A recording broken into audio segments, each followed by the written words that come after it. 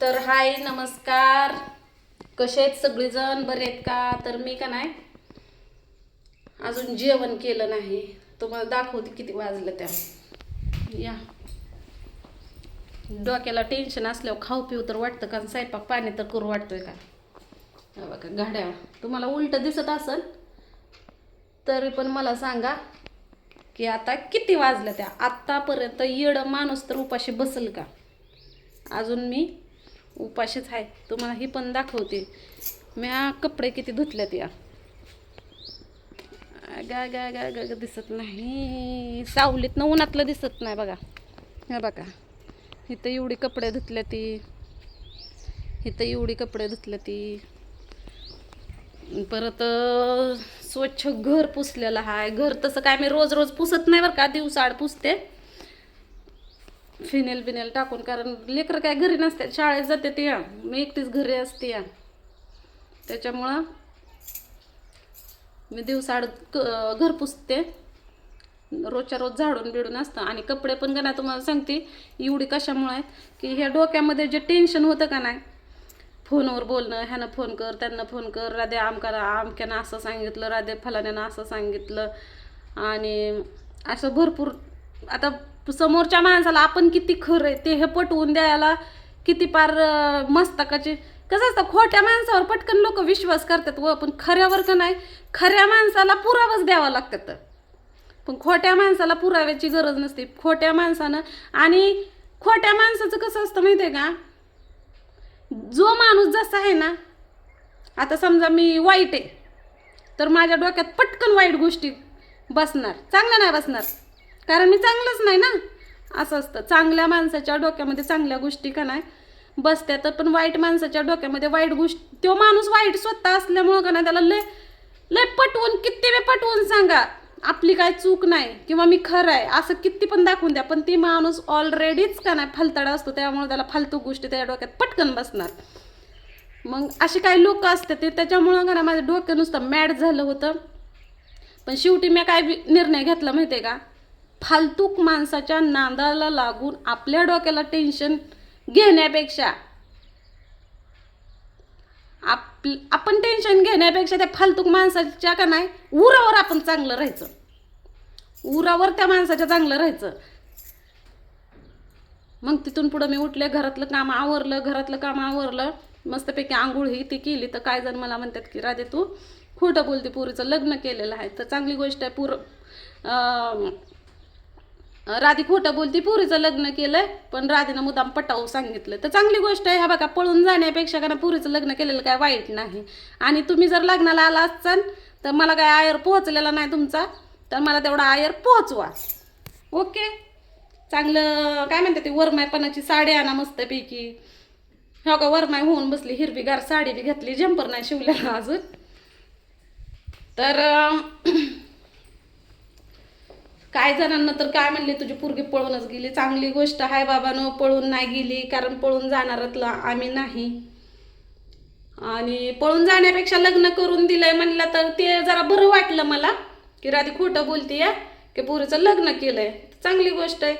हो का, पळून कुणी पण जात आहे का नाही, तरणं चाललंय, म्हातारं चाललंय, कुणी बी चाललंय या, मिळच बस नाही कुणाची कुणाला.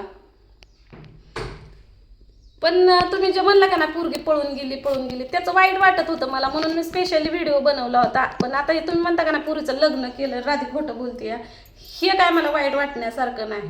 आणि पळून जाणं तर काय चुकीचं वाटत नाही, कारण आता सिच्युएशन तशीच आहे की कुणी बी पळून चाललंय. बाया लेकरं सोडून पळून चालल्या त्या, म्हाताऱ्या बाया पळून चालल्या त्या, जावई वय आलेल्या पळून चालल्या त्या, कुणी बी पळून चाललंय. त्याच्यामुळं पळून जाणे हा काय वाईट विषय नाही, आता नॉर्मल झालेलं आहे सगळं. आणि विषयाला काही इज्जतदार माणसांचा तर इज्जत आजकाल राहिलीच नाही कुणाला. ही इज्जत नावाची चीज राहिलीच नाही कुठं. आता मी एवढी खुश का आहे माहितीये का, कारण जी एक माणूस आहे ती काय मला म्हणतोय माहितीये का, राधीला सुखाने जगून देणार नाही, आणि दुसरी गोष्ट तर का नाही तिचं मी वाटोळं करणार. त्याच्यामुळं आवर्जून मी आज का चांगलं जेवण बनवणार आहे. चपात्या बनवलेल्याच आहेत त्या, इथं टोपल्यात ठेवलेलं आहे तर झाकून. आणि आता मी फ्लावरची भाजी बनवणार आहे, वरण भात बनवणार आहे आणि श्रीखंड पण आणणार आहे.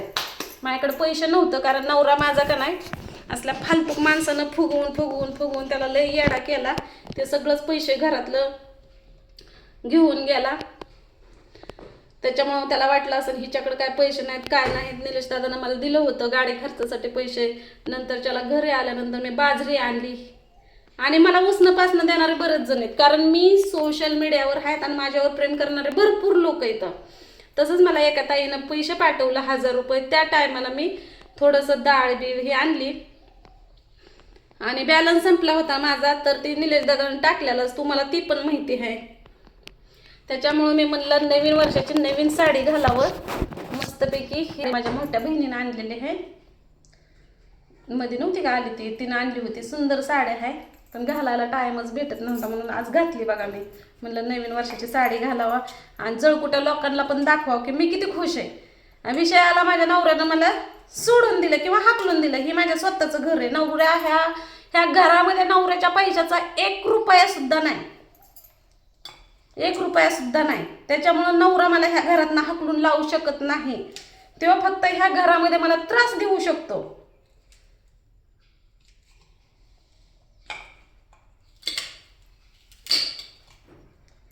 आणि जी लोक माझ्या वाईटावर आहेत का नाही, वाटोळ करण्यावर, तर त्या लोकांच्या उरावर मी का नाही अजून काय काय करते ती बघा. राधीचं वाटोळ केल्याशिवाय राहणार नाही. कर माझं वाटोळ, बघू कुणाचंच वाटोळ होत आहे तीच मला बी बघायचं या. भुकणारे अशी कित्येक झाली. सुरुवात माझ्या घरापासून होते. लय जणांना ठरवलं राधीचं वाटोळ करायचं पण कुणाच्यान जर जमलं नाही बघ. पण तुझ्याच्यान जर जमत असलं तर तू फक्त चाड्या लावू शकतो. माझ्या विरोध माझ्या नवऱ्याला काय पण फुगवू शकतो की तू कामाला जातो, महिना घरी येत नाही, तुझी बायको घरी काय करत असल, तुझी बायको काय कशी वागत असल, तू असल्या गोष्टी माझ्या नवऱ्याला सांगून फुगवू शकतो. ती बी त्याला दारू पाजून किंवा त्याला दारूला पैसे देऊन. काय ते नवरा काय मला काय खाया पिया घालून दमतोय तेव्हा त्यालाच मी जगवलंय. त्याचा संसार मी केलाय. त्याच्या अंगावरली कापड सुद्धा माझ्याच पैशाचे आहेत. ते आता उगं कामाला जायला लागलाय. त्यानं मला माझ्या नवऱ्यानं जे काम करून जे मला आता मध्ये पैसे दिले होते का, तर त्याच्यात ती काय म्हणत होता माहितीये का, मी 30 लाख रुपये दिले, 30 लाख रुपये दिले माझं मला दी. आणि मला तसं हाकलून लावलं होतं त्यानं. फुगवणार का नाही नेली लेकरं सांभाळायला, त्याच्या आईला आणून ठेवायची इथं.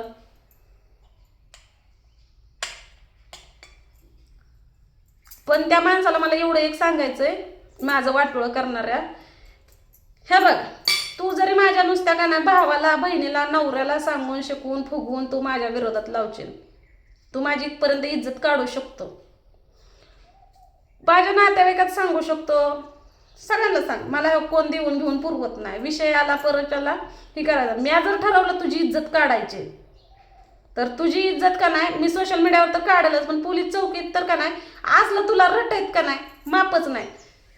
कारण मी खरे आणि तू खोट आहे हे तुला पण माहिती आहे आणि मला पण माहिती आहे. तू मस्त म्हणतो माझा पुतण्या वकील हाय आणि आमकं फलाना. अरे वकील असू दे, पोलीस असू दे, जज असू दे, कायदा सगळ्यात मोठा आहे. कायदा खरं खोटं काय तर बघल का नाही. नुसतं भ्या घालून लोकांच्या संसारात काड्या करू नको. आणि माझं वाटोळ करायला तुझ्या बापाला 100 जन्म घ्यायला लागतील तेव्हा माझं वाटोळ होईल. ह्या तर जन्मामध्ये नाही वाटोळ व्हायचं. डोक्याची मंडई नुसती भाड्या. अजून तुला कुणाला सांगायचं ते सांग. फरक पडत नाही मला. भावाला सांगतोय काय, माझ्या बहिणीला सांगतोय काय, माझ्या नवऱ्याला सांगतोय काय, मला काय कोण देऊन घेऊन पुरवत नाही. तू भाडीवर जगणारा माणूस, स्वतःच्या अवकात नाही.